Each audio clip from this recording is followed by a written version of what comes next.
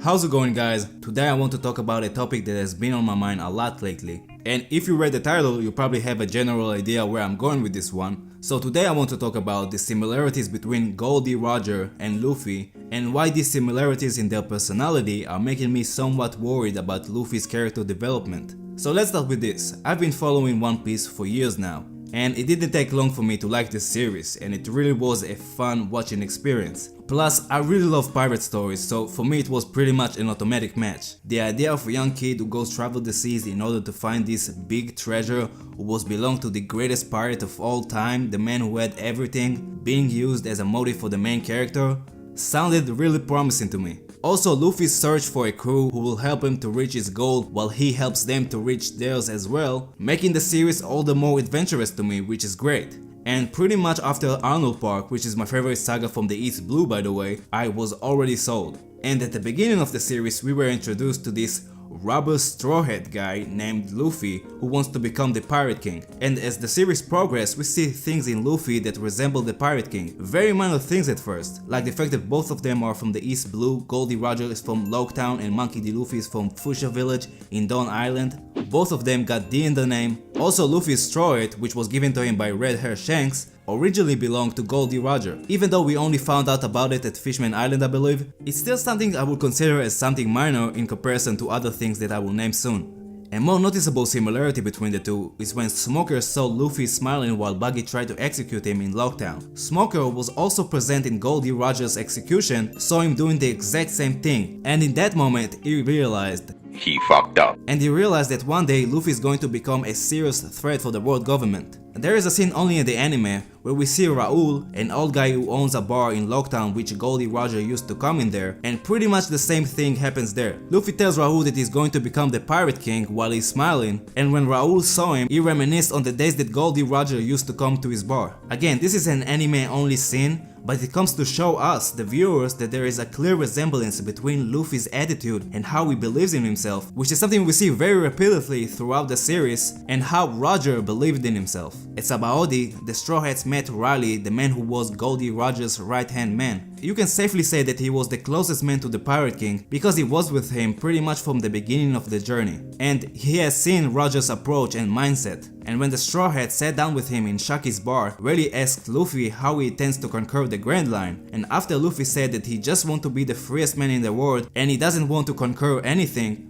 Riley and Shaki smiled because they saw a young kid who not only has the same goal as Roger, but also has the same way of thinking. You can say that Riley saw great things in the Straw Hats, since he was ready to tell them what happened in the Void Century, something that only very few people know. Now, we saw another resemblance between Luffy and Roger. However, this resemblance is more powerful, also it has way more meaning to it, and probably, again probably, has nothing to do with their quite similar personalities. Now, I'm saying probably because we don't know much about the voice of all things, so it's arguable. Luffy was able to hear the seekings, something that only him and Roger were able to do. It's true that Luffy at that moment didn't know what these voices were or where they came from, but the ability itself is something that only him and Roger has in common, as far as we know at least. There was another case of Luffy hearing a voice that he didn't know what it was at start. This time it was inside a new world, in Zou, when Luffy was able to hear Zunisha, the big elephant that on top of it the Minx tribe are living. Only this time Momonosuke was able to hear Zunisha as well. They heard Zunisha saying hurry up when Jack and his crew attacked. Now, I'm not 100% sure why Momo was able to hear Zunisha as well, but I know it means he will have an important role later on in the story. Cause why Oda would let Momo to hear Zunisha if it didn't mean great things for him later on? Now, at first look, these similarities were understandable. Oda wanted to show us that Luffy has a Pirate King mentality, quote unquote, and how Luffy with his strange, very risky, and not very smart to say the least behavior is what makes him stand out among other pirates. However, all these similarity signs, which typically are good signs, making me somewhat worried about Luffy's development as a character. They have the same mindset, the same fearlessness, and when Roger was young, they even looked the same. Like if Luffy is just a copy and paste of Roger, if he has nothing to offer differently from Roger, then why do we need to read or watch about Luffy's adventure at sea? Why? After all, Luffy is going to be the second person to become the king of the pirates. Why not starting the story from the first king of the pirates point of view? It makes more sense. If they are exactly alike, then following a story about the first man to become the Pirate King sounds more promising to me. Granted, we don't know much about Roger. To be honest, we don't know almost anything about him.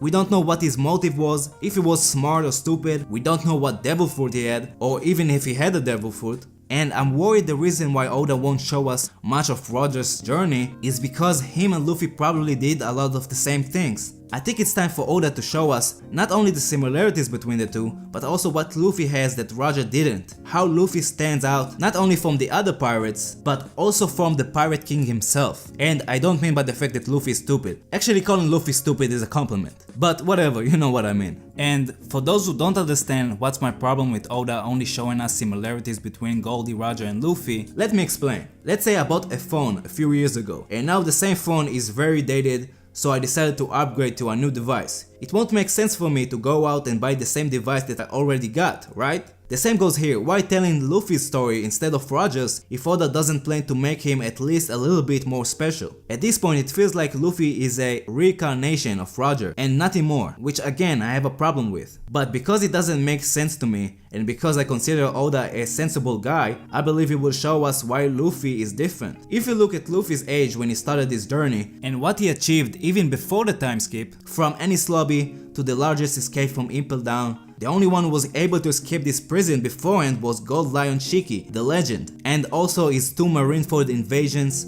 also punching a world noble. Oh god, I love this moment. And yes, he got a beatdown at Sabaody, but even this was for his own good, and it benefited him eventually. After all these pre-time skip events, he earned himself a respectable 500 million berry bounty. And after the time skip, Luffy said,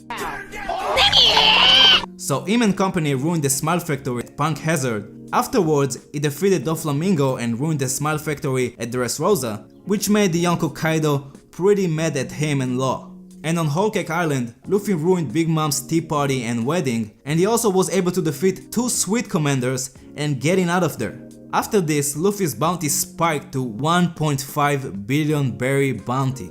All of this happened in 2 years since Luffy set sail for the first time at the age of 17. Now he is 19 and he managed to piss off the world government several times, infiltrate their 3 facilities, Enies Lobby, Impel Down and Marineford, the first person in the entire world who was able to do that, including Roger, which by the way is going to be the first distinction between the two, I guess.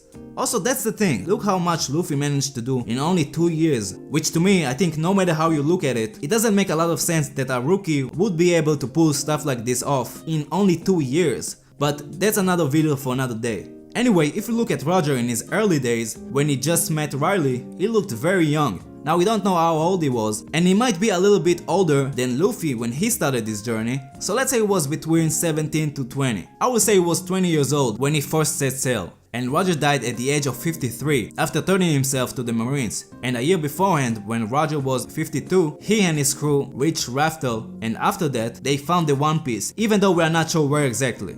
If you go by my calculation, then Roger's whole journey was 33 to 36 years. I can safely say that even Roger didn't accomplish in 2 years what Luffy accomplished. Because as things are looking now, Luffy is about to become the king of the pirates in a few years, if any. Which, as I already said, I think it's a problem. But anyway, after pissing off the world government and at least 2 of the Yonko, it's only a matter of time until we reach the point when Luffy will have to face them. And when it happens, the story will be at its final stages. More than that, when the Straw Hats talked to Riley and they mentioned Roger's name, Brook remembered his name very vaguely. And he said that before he died, he might heard about a rookie named Roger. And that was a little bit more than 50 years ago, when Roger was in his mid-20s, which means that at least 5 years after Roger set sail, again if you go by my timeline, after 5 years he just started to earn a name for himself.